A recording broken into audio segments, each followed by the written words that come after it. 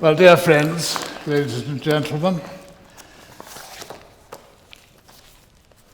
in 1934, Sir Reginald Blomfield observed a great truth.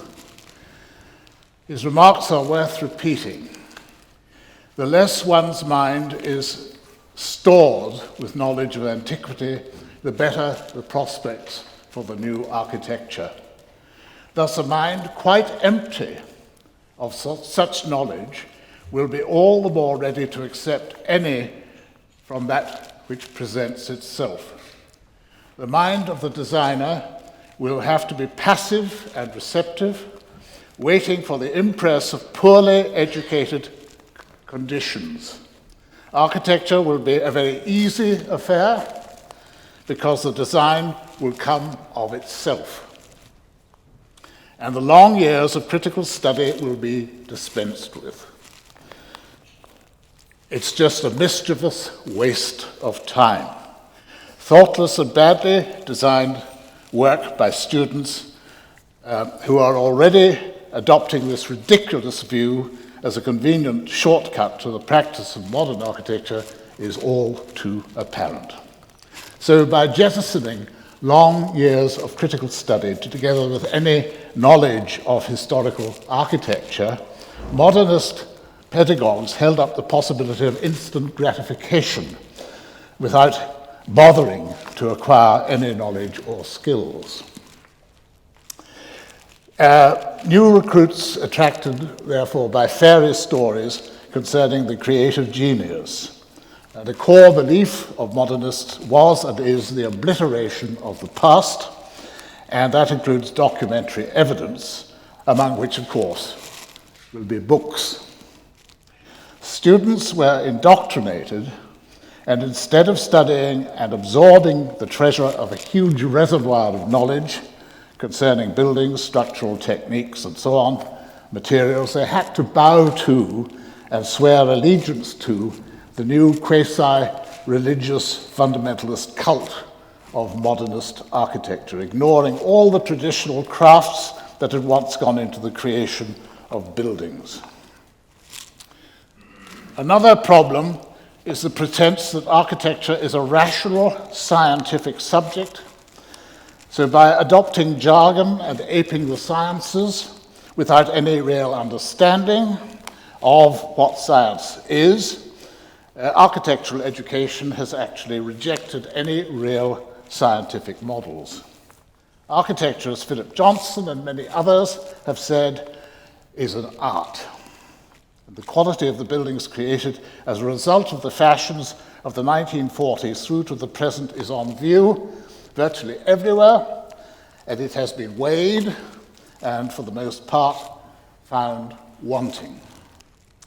Blomfield identified some glaring difficulties.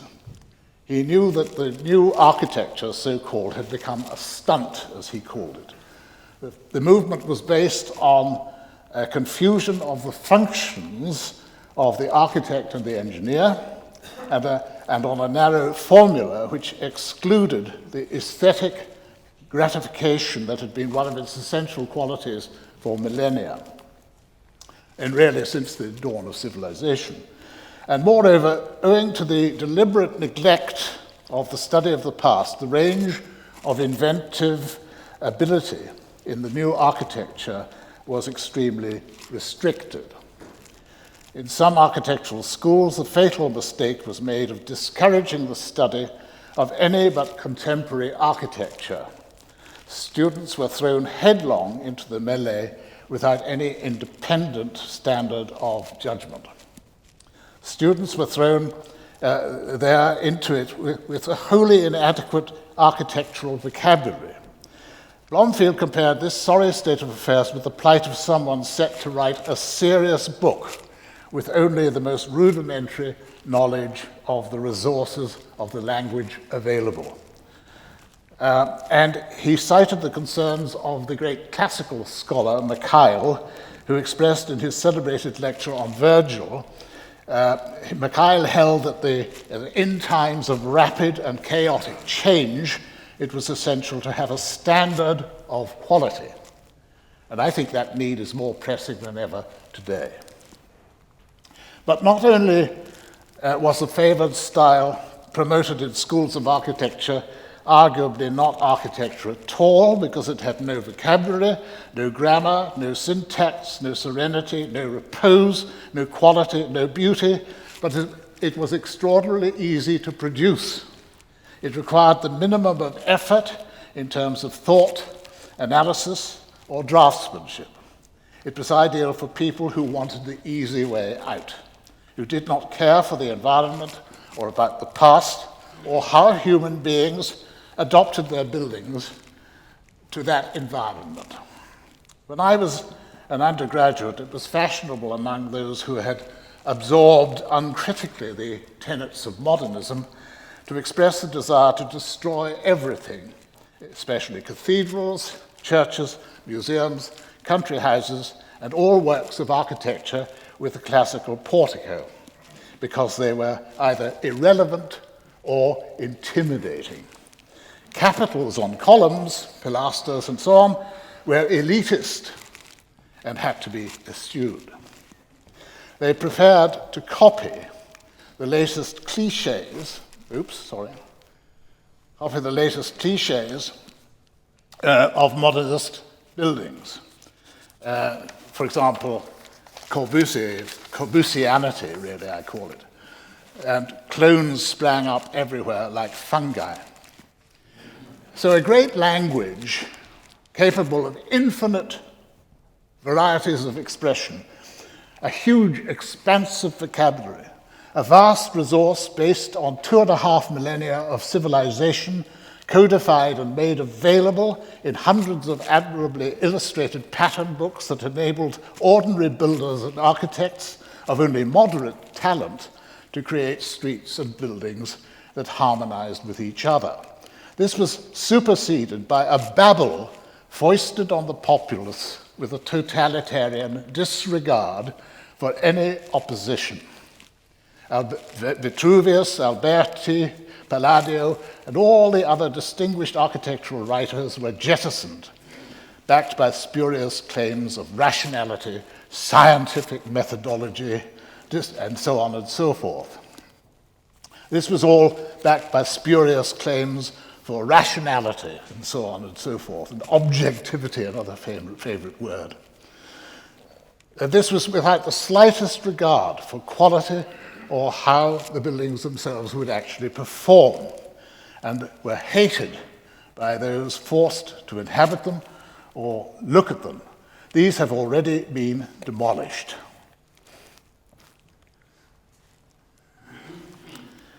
Long before the construction costs were paid off. And another tragedy is that hundreds of thousands of really good houses, which could have been upgraded, were demolished for ideological reasons to make this sort of calamity possible. Friedensreich Hundertwasser had no doubts at all where the fault lay in creating cities which were the concretization of the harebrained ideas of criminal architects, without feelings or emotions, dictatorial, heartless, aggressive, flat, sterile, unadorned, cold and unromantic, anonymous and yawning emptiness. All an hallucination of functionality. He laid the blame very firmly on doctrinaire modernists and the teachings in schools of architecture. The Bauhaus mentality, he wrote, destroyed the world we dwell in, yet its soulless dogma was still being taught in architectural schools against reason, beauty, nature, and humankind. He pointed out that humans are misused for perverse, dogmatic, educational experiments. Young architects get their dreams taken away from them by force, or else they do not get their qualifications. Thus, only architects who have been brought into line become certified and have the right to build. He was to add that today's architecture is criminally sterile, and that the architect as we know him today is only entitled to construct uninhabitable architecture. Look at it. How can anyone defend or praise this sort of stuff? Yet many do, for ideological reasons only. Indoctrination starts with damaging a student's self-esteem and confidence. Humiliation is used, notably at crits, when anyone even hinting at the sensual possibilities of color, ornament, surface treatment, and form was criticized for committing a criminal act, because the deified authoritarian prophet Le Corbusier had said that decoration is the essential overplus, the quantum of the peasant. So any suggestion of decoration, color, ornament, or delight had to be eschewed. To conform with and to accept without question modernist positions became compulsory. These included prodding students into using alien forms and to employ crude surfaces, unlike, well, for example, raw concrete, which ordinary members of the public hate, but adherents of the cult claimed to insist was honest, true, and therefore somehow pure, untainted, and absurdly moral. The most wicked word used in justifying crap. But attending a crit nowadays can be as alarming, dispiriting as ever it was, for projects are far too often, they seem to have no connection with the real world. Context, people, places, and scale are all ignored as students retreat into fantasies where distorted forms of de rigueur and spider webs of mechanically drawn lines create a pea super of a fog that hides the uncomfortable fact that the visuals are there to conceal an absence of thought. They seem to flee the real world. Instead, there's a sense of having entered a fantasy world, largely computer-generated and squirted onto paper via a three-dimensional printer. It's all about the representation of spaced-out fantasies backed up by all sorts of different things. For example, theatrical and rhetorical obfuscation modeled on the posturings of pseuds and ludicrously dim-witted professional poseurs. No time is spent on the difficult task of how actually to make a building. Would anyone trust a surgeon who'd spent 5 years indulging in imaginary rearrangements of body parts using computer-aided design programmed by someone who knew nothing of anatomy, every so often spouting obfuscatory, meaningless jargon, and then being given a scalpel and told to operate on a human being? Yet graduates in architecture emerge from architectural schools unequipped with the skills to practice architecture at all. The recent inquiry into the Grenfell fire in London, which claimed many lives, demonstrated that modern architects have no clue about the properties of the materials they are specifying. It's worse than a disgrace. It's criminally irresponsible. This non-education masquerading as preparation for professional careers in the real world. In the early 1950s, in a traditional school of art, studies began of compulsory tasks to measure, to survey, and draw historic buildings. And this was an invaluable education, for it demonstrated rudiments of proportion, architectural detail, how parts of buildings and the materials of which they were constructed all fitted together. In my case, I had to study a former school, completed in 1733, architect unknown, and produce measured drawings. And in the following year, a lovely little classical temple, yet alien notes were sounded as we were not allowed to apply the lessons learned from the study of old buildings.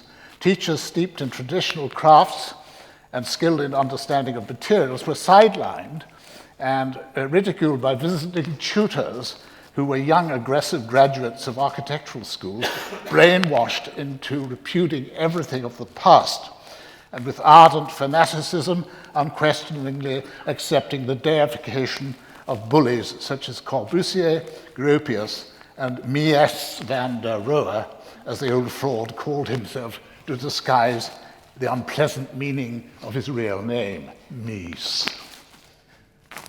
Architectural design became not only a bore because it was easy to give the tutors the empty nonsense they demanded, but a penance too, so one turned to other things to amuse oneself, such as designing little structures guaranteed to cause sharp intakes of breath among the apparatchiks of modernism. And I began to realize that I was being forced to do things that were actually destructive, dangerous, and amoral. I perceived the realities of the dystopian horror that modernism was making, and sometimes attempted to liven things up with the application of things I was starting to appreciate from travel or the study of books, most of which were regarded as highly dangerous by the tutors, who were determined to eschew beauty, the numinous, craftsmanship, and joy, and who conspired to sell off books of which they disapproved, so that only approved books were available. One of the more disturbing aspects of the whole business was the removal of books about anything of which modernists disapproved from libraries accessible to students of architecture. In my own library at home, I possess many essential volumes published long ago, which were sold by schools of architecture to avoid any possibility of students being exposed to or corrupted by anything other than the dreary texts approved of by the modernist Politburo. In some cases, books were actually burned, and it does not seem to have occurred to modernist apologists that the parallels with the National Socialist powers of books were obvious. Yet, das war ein Wortspiel nur dort, wo man Bücher verbrennt man auch dem Ende Menschen. It was the professors and the students who burnt the books too, not the party apparatchiks. The warnings were there, long before the 1939 war. Blomfield went on to regret that the young lions in architectural schools imagined they were starting a new manner of their own and kept assuring each other and the public that this was so, in order to prevent any misgivings in themselves. They considered that the past had no meaning, so students looked to contemporary work as illustrated in the journals for their inspiration, armed with the time-honored ruling that knowledge hampers originality.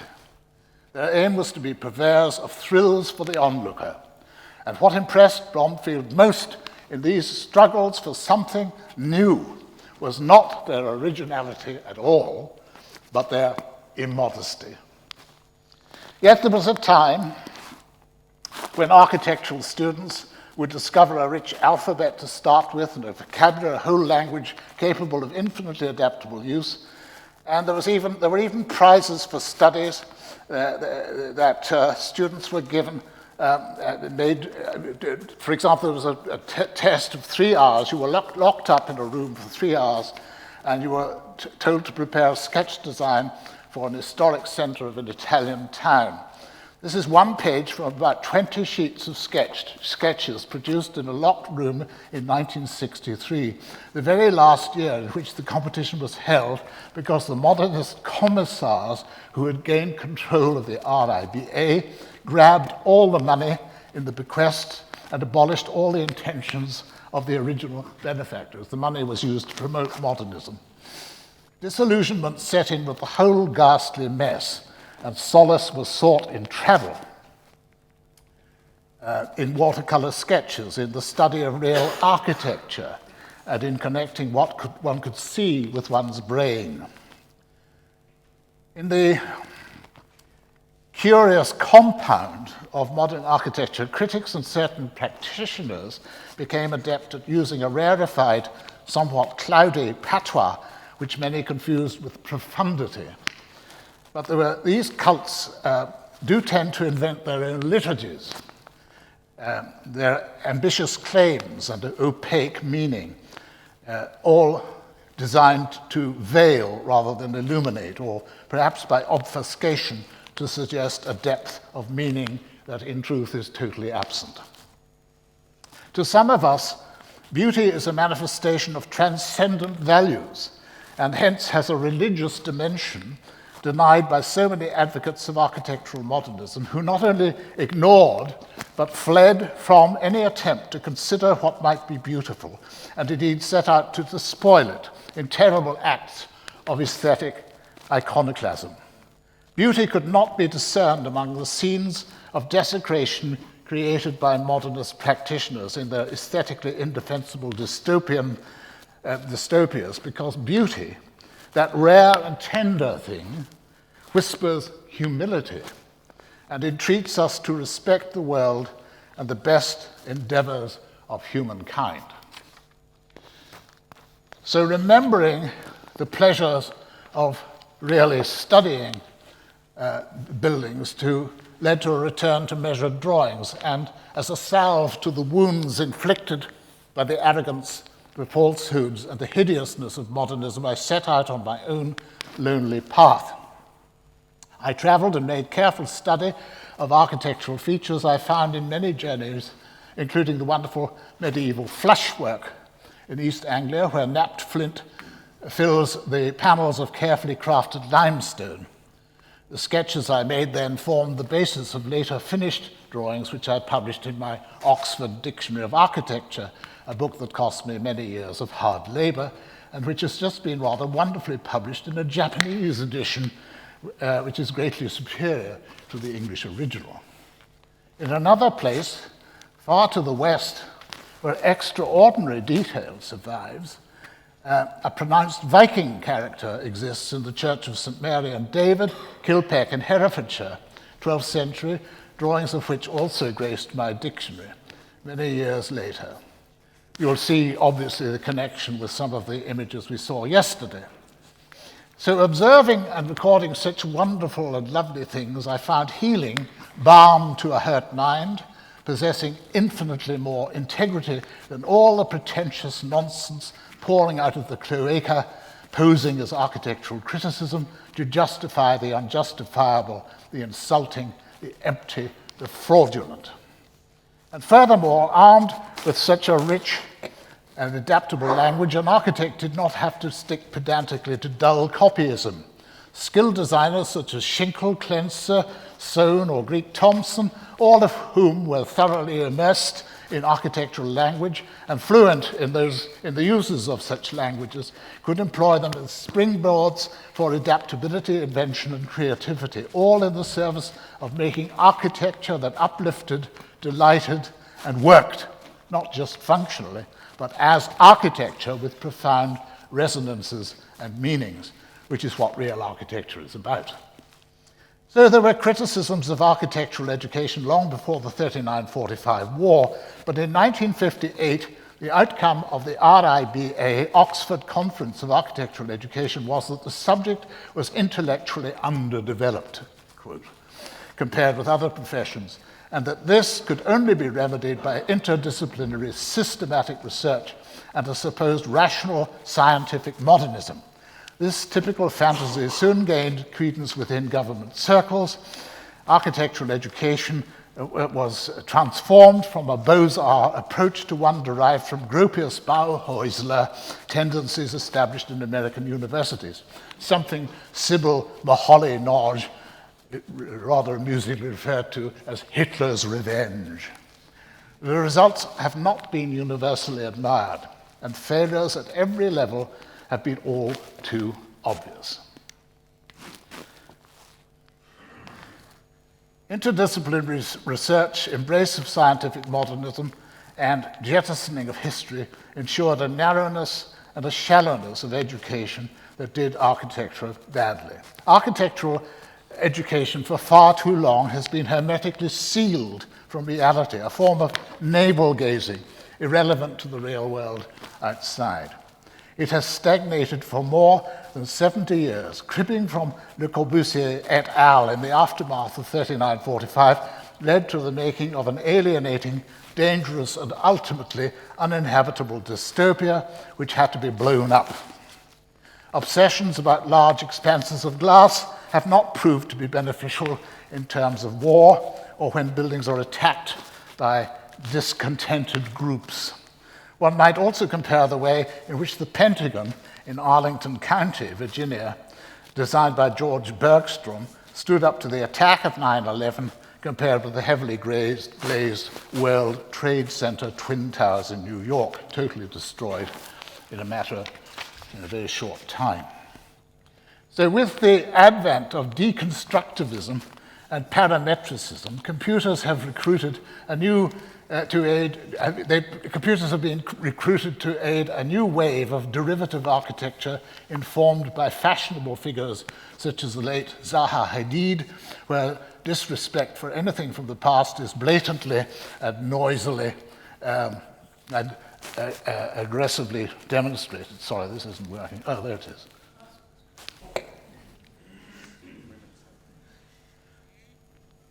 So probably the only answer, given this sort of thing, sorry, this damn thing's got a mind of its own. The only answer, I think, is to rethink the whole question of architectural education and revert to a mixture of apprenticeship and guided study, exposing students to the general public, to the real problems of design failures, and to the experiences of recent graduates and those involved in practice. When so much is simply the arrogance of insult, the architect acclaimed as above criticism, caring nothing for the world or for humanity, it's time to call a halt. The main problem will be to clear minds of Kant, removing the taint of a conceited priesthood still enshrined even in the convoluted texts of parametricism, and to demonstrate in a wide variety of exemplars how design solutions that actually produced results that worked well on every level, practically and aesthetically, might be emulated and developed today. A reformation in architectural education is long overdue. So I educated myself, like most of my serious-minded architectural colleagues, who look back on their so-called education as largely a complete waste of time. We never learned about bricks, brick bonds, or masonry. It was all reinforced concrete, asbestos, cladding, probably the sort that goes on fire, and plastic. So when I was thrown in at the deep end to restore the medieval stonework, which I show here at All Souls College, Oxford, I had to read voraciously and study a subject I'd only come to know through travel and careful observation. We were kept in complete ignorance, not only of medieval architecture,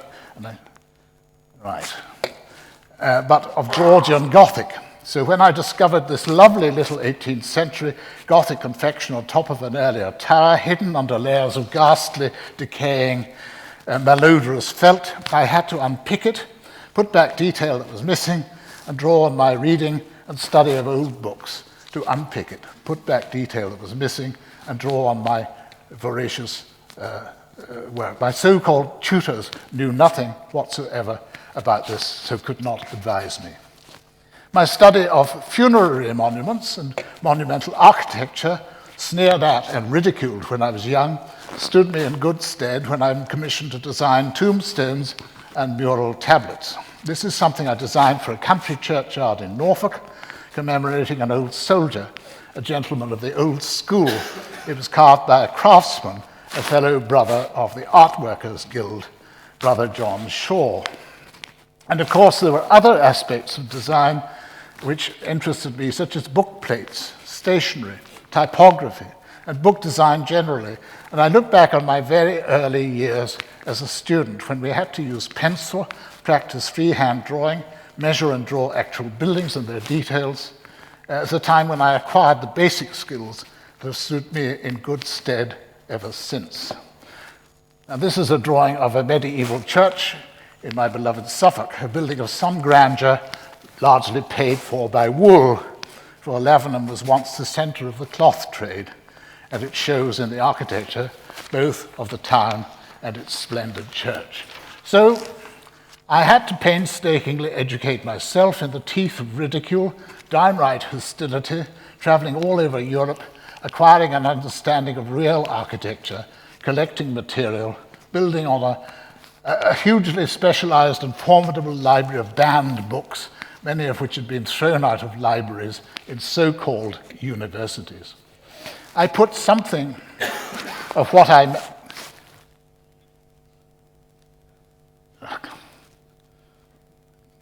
It's not working. I put something of what I managed to learn into papers, essays, and books. And one of my last efforts is my classical architecture, deliberately subtitled Language, Variety, and Adaptability. I've shown that there's a vast vocabulary, a fluent, infinitely adaptable language with sophisticated grammar and syntax, capable in properly trained hands of being employed in an architecture which enriches and uplifts the human spirit rather than degrading it and crushing it with ugliness, catastrophic failure, and the bucranial stupidity of a grossly perverted and destructive aberration which not only deliberately severed us from our culture, our history, and our humanity, something which has never happened before in the history of the world. In my long life, I've tried to educate, to make the young aware of a rich vein of truly wonderful stuff that exists to be studied and mined, and to warn against false prophets, destroyers, Philistines, and barbarians. There is a choice. I hope a younger generation makes the right one. The evidence is all there. The utter failure of modernism should be evident to all those whose optic nerves are connected still to their brains. It's high time for a complete change of direction. Thank you.